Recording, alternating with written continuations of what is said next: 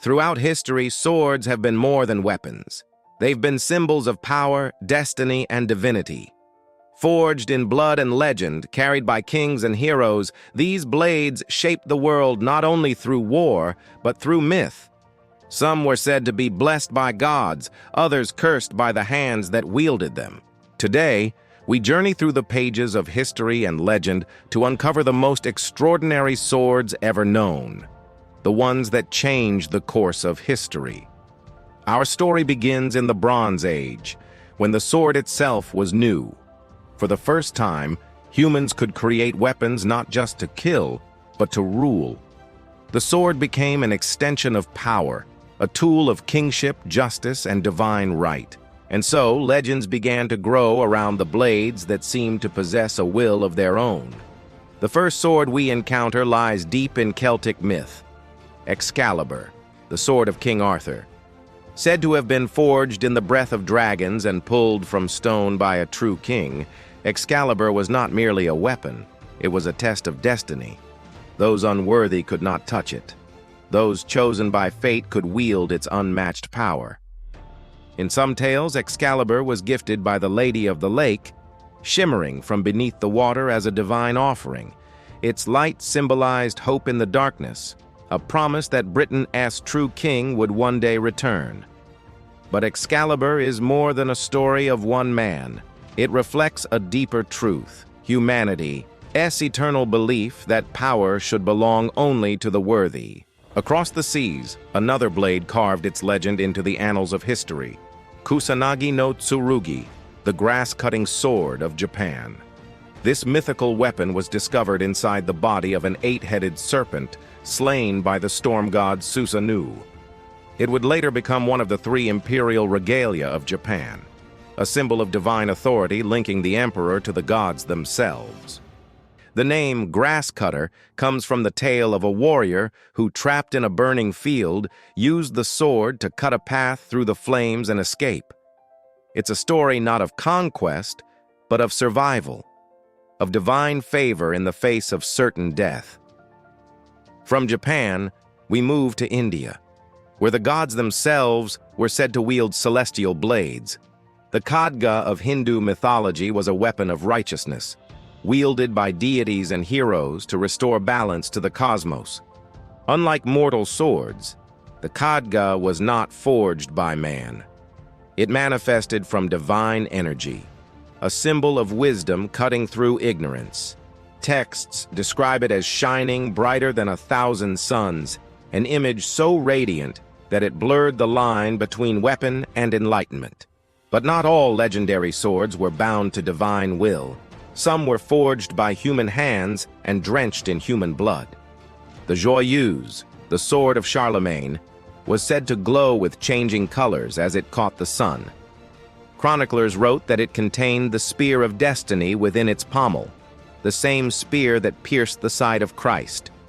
Joyeuse became a symbol of Christian kingship, carried through battles and ceremonies for centuries.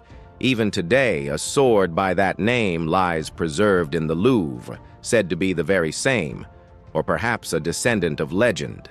In the far north, Viking skalds sang of the Ulfberht, a blade so advanced that modern metallurgists still marvel at it. Inscribed with the name of its maker in ancient letters, Ulfberht swords were forged with crucible steel, a technology far ahead of their time. They cut through armor like paper and became the mark of an elite few, warriors whose skill and power bordered on the supernatural. In a world ruled by iron, the Ulfberht was a weapon from the future. Yet, among all these tales, one sword stands apart. Zulfiqar, the sword of Ali, cousin and son-in-law of the Prophet Muhammad. Its blade was said to split in two, forming a forked edge that gleamed like lightning. Zulfiqar became a symbol of justice and divine strength in Islamic tradition, a reminder that faith and valor are sharper than steel. Its famous inscription read, "There is no hero but Ali, and no sword but Zulfiqar." In the hearts of millions, it still remains a weapon not of conquest, but of righteousness. But what is it about these blades that makes them so enduring? Why do we still whisper their names thousands of years later? Because every sword carries a story. A weapon forged for kings becomes a relic of faith. A tool of death becomes a vessel of destiny. In every age, the sword mirrored its people, their fears, their hopes, their gods. To wield a sword was to hold history itself. There are stories of cursed swords, too, weapons that demanded blood. The Japanese Muramasa blades were said to thirst for death, driving their wielders to madness. They were the mirror opposite of Kusanagi, not divine, but damned. So feared were they that in later centuries, emperors ordered every Muramasa destroyed. Yet some say a few still remain, silent, waiting for another hand to awaken them. Legends also tell of the sword of Gujian, a real artifact discovered in China in 1965. After 2,000 years buried in a tomb, the blade emerged untarnished, shining like new. Scientists were stunned. Its bronze surface somehow resisted corrosion for millennia. Was it advanced metallurgy? Or something we've yet to rediscover? And then there's the sword of Attila the Hun, said to have fallen from the sky. Ancient writers claimed it was a gift from the gods, a symbol that Attila was destined to rule the world. He carried it into battle, believing that so long as he wielded it, victory was assured.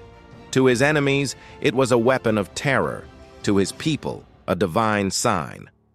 After his death, the sword vanished. Some say it lies buried with him, waiting for another warlord to claim it. What all these tales share is one truth, that the sword has always been more than metal. It is a bridge between worlds, between man and God, legend and reality, life and death.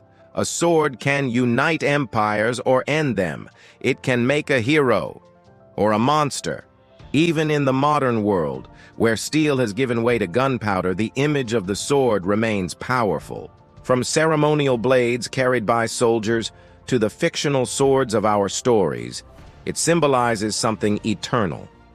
The human struggle to master power without being consumed by it.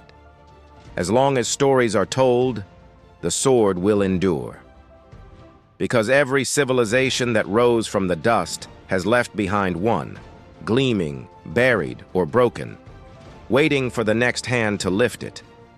And perhaps that's why we still dream of swords like Excalibur.